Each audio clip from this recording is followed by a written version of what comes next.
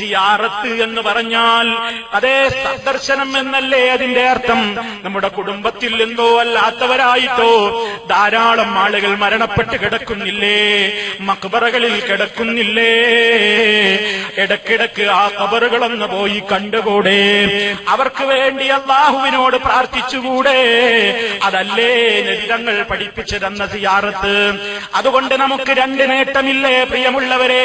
ഒന്ന്, നമ്മുടെ പ്രാർത്ഥന അല്ലാഹ് സ്വീകരിച്ചുവെങ്കിൽ അല്ലാ എന്റെ ഉമ്മാക്ക് പുറത്തു കൊടുക്കണേ, എന്റെ ഉപ്പാക്ക് പുറത്തു കൊടുക്കണേ, എന്റെ ഉപ്പാപ്പാക്ക് പുറത്തു കൊടുക്കണേ, എന്റെ പെങ്ങൾക്ക് പുറത്തു കൊടുക്കണേ, ഈ ഖബറിലുള്ള മുസ്ലിമിന് പുറത്തു കൊടുക്കണേ അല്ലാ എന്ന പ്രാർത്ഥന അല്ലാഹ് സ്വീകരിച്ചെങ്കിൽ ദുആ ചെയ്തതിന്റെ കൂലിയും നമുക്ക് കിട്ടി.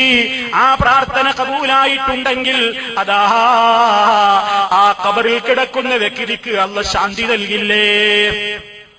അതും മാത്രമല്ല പിന്നെയോ നമുക്ക് മരണചിന്തയുണ്ടാകില്ലേ? ഖബർ കാണുമ്പോ ഞെട്ടാത്തവരായിട്ടാരാ ഉള്ളത്? ഖബറെന്നു കേട്ടാൽ തൽക്ഷണം ഞെട്ടേണ്ടതാ, കണ്ടാലുടൻ വാവിട്ട് നീ കരയേണ്ട